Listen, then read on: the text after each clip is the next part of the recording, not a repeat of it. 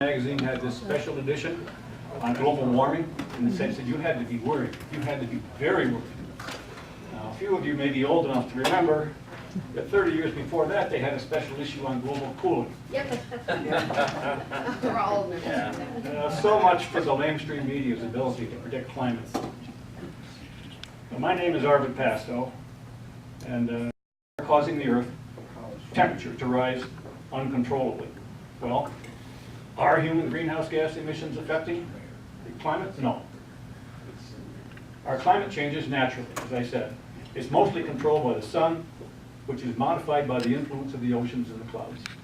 And there's no way that you can monkey with the atmosphere globally. So there's really no way to know what parameters are affecting what. You have to have climate models, GCMs.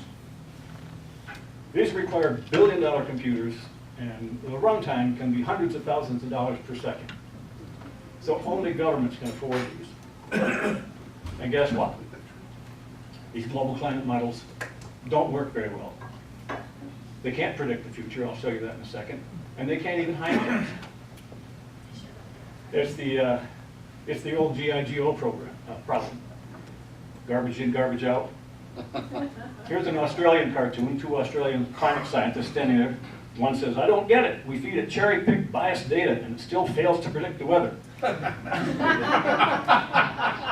here's the billion-dollar supercomputer spewing out things like snow, a thing of the past. Ice caps gone in 5 years. No more rain in Australia. Cities flooded by rising sea levels. Global warming. Well, I maintain that these computers are no better than the dinosaurs were.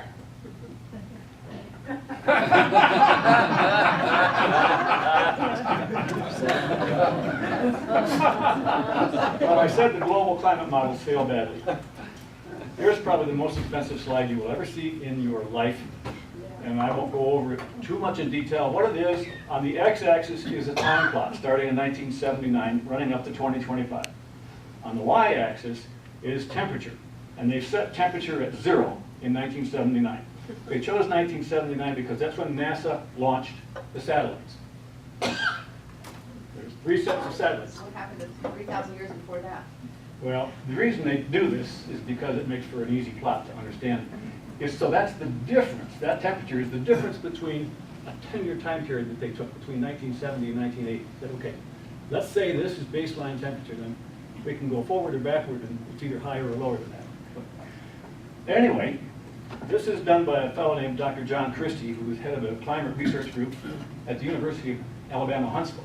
He is the state of Alabama's state climatologist. He's the one entrusted by NASA to download all of the information from the satellites every time they fly over. So he has all of the satellite data. And those little square boxes you see on the bottom are the satellite data. That's an average of 3 different sets of satellites. He also has access to NOAA, which is the National Oceanographic and Atmospheric Administration, weather balloon data. And those are the little circles. So you can see what the temperature is doing. Now you can also see up here, he has caused, the reason this is such an expensive slide, he has caused to have run 102 climate models on these supercomputers. And they ran in 32 different groups. So he's drawn 32 lines on there. That is the computer output. And then he has taken the total average. That red line is the computer output. Okay? The red line is what the computers say. This is what data says. This is reality. Next time you read something in the paper that says, oh, the computers predict, oh, the computers say this, just say, yeah. What does data say? Yeah, what does the data say? Always as a scientist, show me the data. Well, why do people perpetrate such a hoax? You've got to think control, socialism. Agenda 21. Yeah, it's all part of Agenda 21, but it's even bigger than that. First, you need to know that the organization behind the scare, which is the United Nations Intergovernmental Panel on Climate Change, was not asked, why is the Earth warming? They were told the Earth is warming because of CO2, you need to go prove it. Then next, of course, as with anything dealing with politics, you need to follow the money. First off, poor countries can rob the rich. There's a lot of people in the UN that not only are jealous of us, but hate us and can't wait to get their hands in our wallets. And then, of course, there's tax money to be made by governments, country governments, state governments, through something called cap and trade, which we don't have time to talk about. But there's also research dollars for scientists, for faculty, for environmental, non-governmental organizations. There's potential profit for companies. I found a letter from GPAC, GE's Political Action Committee, telling their people, vote for this because it'll be good for our company. And of course, there's profits for charlatans like the fake news authors and the Gores and the Nyes. Then you need to understand radical environmentalists. There are some people that believe that you are pollution. You are pollution, ruining the earth. And there's even some religious factions are involved in it. Remember Laudato Si a couple of years ago. And follow the money. I said already the governments can make a lot of money, and they can, no, it's going to be transparent. We're going to take the money from these companies that are putting CO2 out, we're going to give it back to you all. Yeah. It's indiscriminate use of the money. The international tax income is really what the UN is after. Redistribute our wealth. The US government, wealthy individuals, and these non-governmental organizations are spending a fortune. Companies can make a lot of money off it. Enron was all for cap and trade. They lobbied for it. Hedge funds like Lehman Brothers were into it. Goldman Sachs lobbied for the passing of the cap and trade laws. They actually formed a company called the Chicago Climate Exchange with Al Gore as a partner. GE, among others, like I said, I found a letter from GPAC. Of course, the news media makes big bucks off scary headlines.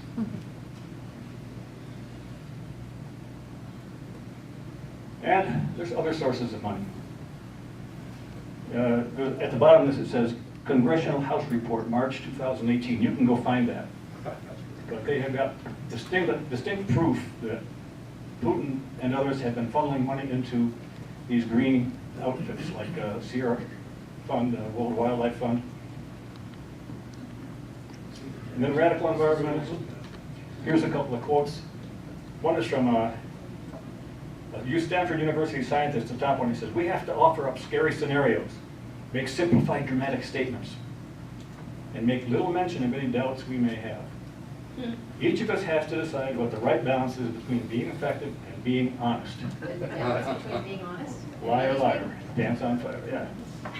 The worst one is this bottom one. This comes from Jim Hansen, who was the director of NASA's Goddard Institute for Space Studies. These are the people that launched the temperature measuring satellites and are in charge of them.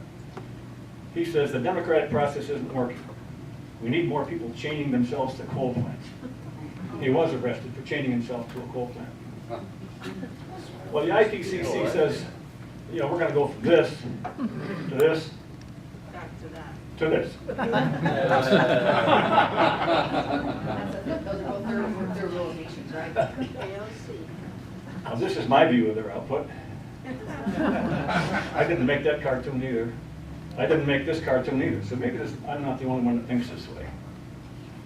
But now let's get into the politics. Every year, there's a big party held.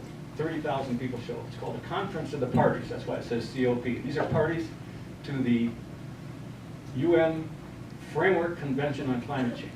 So these more are, after UN. Yeah, more of the UN, yeah.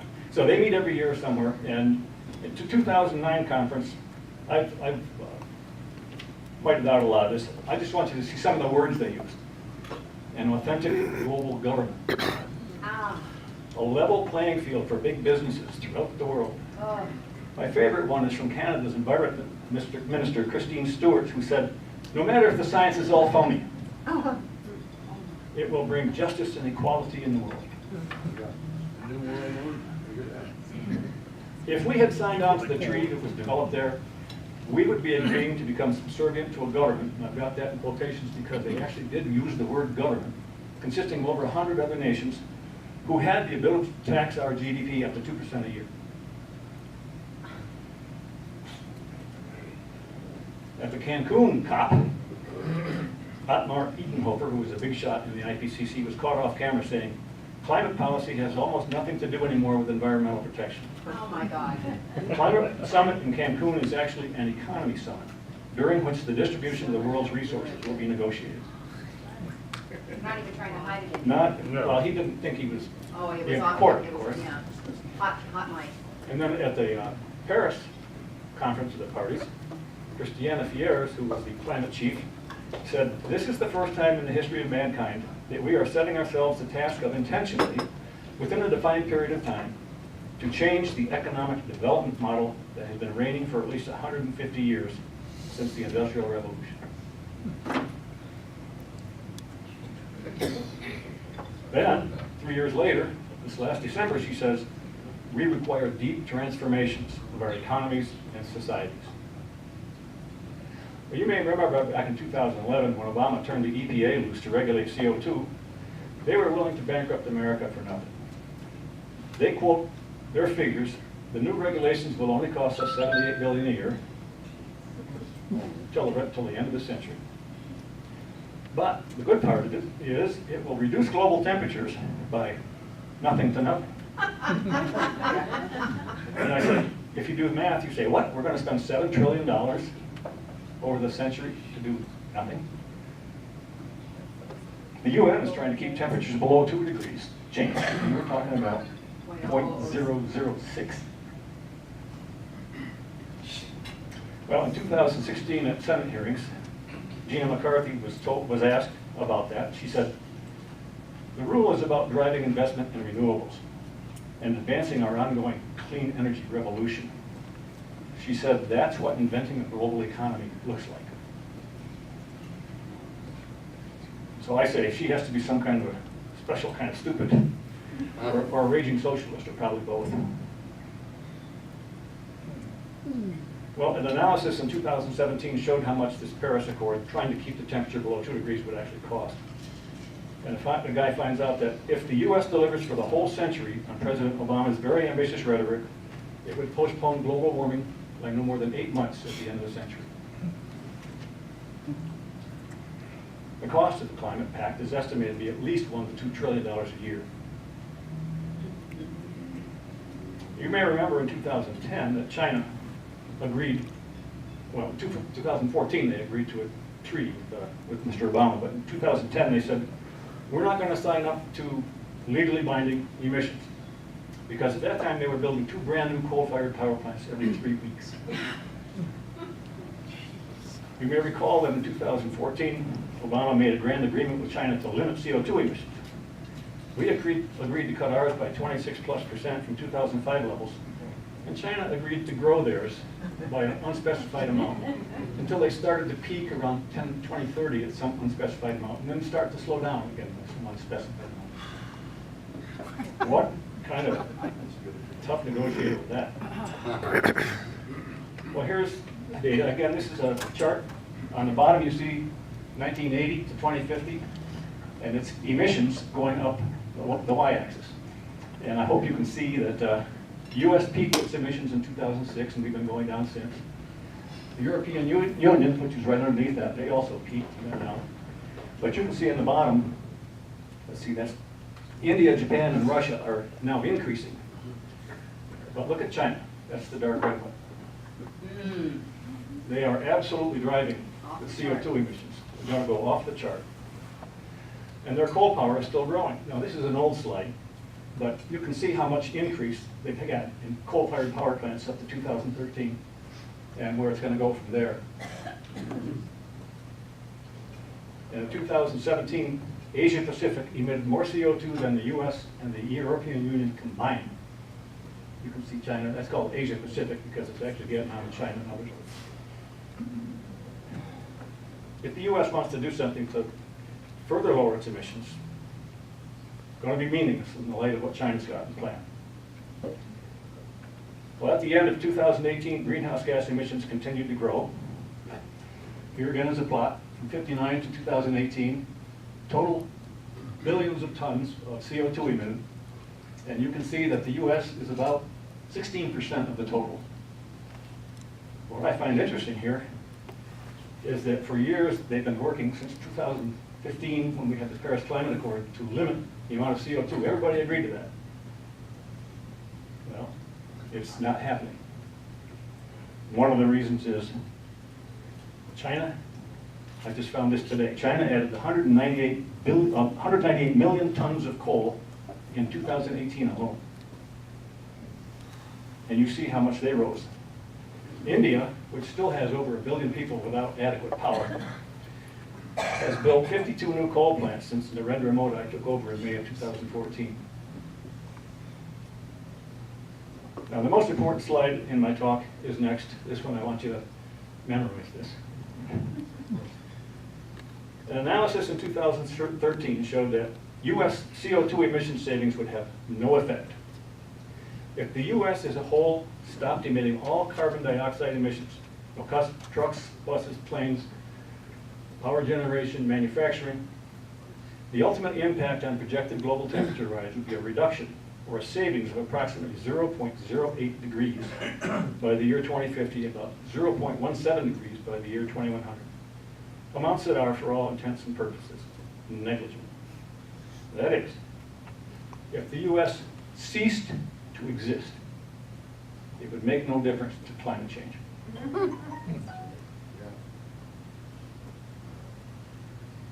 So what is the real truth? Man is not causing global warming. The reasons there is such a strong push to get you to believe that is because of political power, monetary rewards of all sorts, and of course radical environmentalism. These people want to control your every behavior. They're the worst kind of socialist. So if carbon dioxide was a dominant control knob over global warming, which it is not, you couldn't do anything about it. Asia Pacific rules. So chill out and let's have a drink. I hope I didn't overload your ass. Or don't be dragging your ass home. Do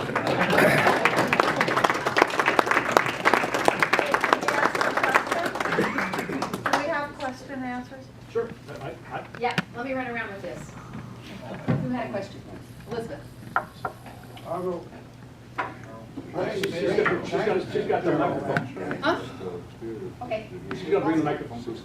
Okay, so my question is about geoengineering and chemtrails and its effect of convincing certain ignorant people that this is what's causing their health problems, et cetera. And so maybe we all need to get on board with that horrible agenda of, you know, climate problems or whatever. You know, I mean, we know that is a fact of human tampering, and we know they're loading us with aluminum and everything.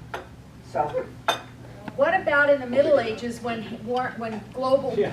temperatures were much higher than even today, when they had no smokestacks and no... Greenland. They were growing wine in Greenland, grapes in Greenland. Yes, You may wanna yes, add- Greenland, Iceland, right.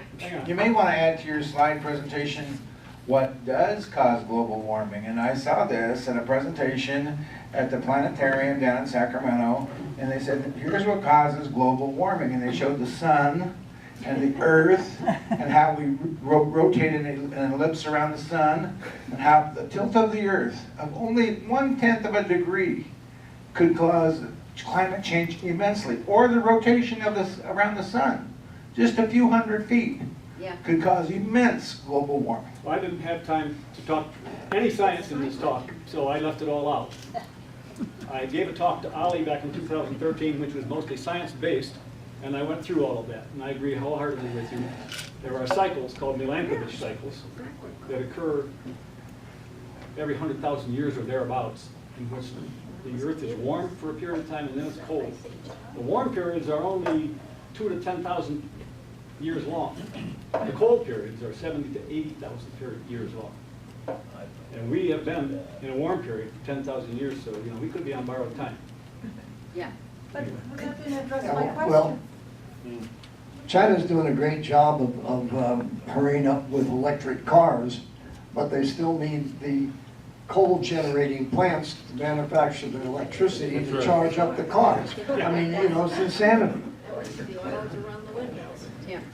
This isn't really a question, but it's something that I heard on, of all places, NPR this morning, is that our coal, you know, even though our coal use in this country is dropping rapidly, our coal exports are the highest they've been in many, many years. And I wonder where all that coal is going. China. Warren Buffett. Good job. Yeah. Thank you, Ben. I have an important question as a young person. Global warming is an indisputable fact. I try to present figures like this to my friends and I get laughed at. So how do we get my generation? I mean, are there scientists out there now that are trying to publish this data for more people to see? I think it is so important that we spread this around so we don't have a zombie generation, my generation. Well, I don't know how you can get the kids to read this, but there's a very, very important book out called The Politically Incorrect Guide to Climate Change. It's written by Mark Morano, who has his own news feed, who sends out like a blog output every day to everybody that's interested in climate change. He tells you everything you need to know. And that book is very well illustrated. It goes chapter by chapter by chapter, all the different things that could be causing and what the effects are. So you should look that up. Before the next person speaks, we have a donation of a book called Inconvenient Facts, the science that Al Gore doesn't want you to know, and it's a free copy. The first hand that goes up gets it. Oh my God, what am I going to do? I'll throw it up in the air if you can catch it. No, but thank you very much for this. You're saying that CO2, if it goes up, are we all going to die? Bring it back when you're done with it, we'll You give it you out know that if again. it drops How's below that? 100, If it drops, if it drops below 150 parts per million, those plants on Earth die. right. So do all the animals die. So CO2 is good. And it was at the last ice age, end of the last ice age, it was down to 182 parts per million. The whole planet could have died. Now it's up to 406 parts per million. And with more plants dying and more, making more dang food. You given already? Yeah, and the We just pass it to the next table. satellites that take pictures of the Earth are showing there's actually greening going on. Sahara Desert is shrinking because of extra CO2. But CO2 is good for plants, like you said. It makes plants grow faster. It also makes them more efficient at the use of water. Yes. Okay. Need a global program to make liberals die. Boss.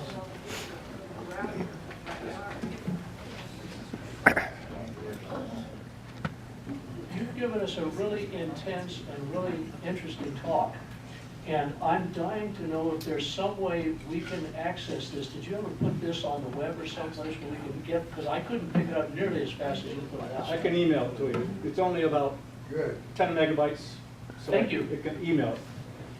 Does anybody else want that? Yeah. I'll actually get it for my son. Just email it to me, Okay. and I'll get you my, well, you have my email address, but I'll get you. Yes. Okay, I'll send it to Carol. You can I'll put a attach link or it. something on it. One Yeah, more, Carol? exactly. I've read that sunspots affect climate more than anything we have done, any industrial thing. Yep. Well, the sun is the driver. It really is absolutely the driver. There's only two ways for the Earth to get warm. One is from internal radioactive decay and the release of heat from the molten metal on the inside, okay? So there's heat coming out of the crust, but there's a lot of heat coming in from the sun. And the balance between those two and the clouds and their effect and the oceans and their effect are what really controls it. And as I said, somebody mentioned the Milankovitch cycles every 100,000 years. That's caused by the orbit of the sun and the position of the Earth around the sun. So sunspots are just a manifestation of the activity of the sun. And they go through an 11-year cycle. So right now we're in the bottom of the cycle, and the sun is absolutely clear. There are no sunspots. And in fact, over the last cycle, which lasts 11 years, it was the second weakest cycle since they started counting. And those cycles go down, that means the sun is becoming less and less active.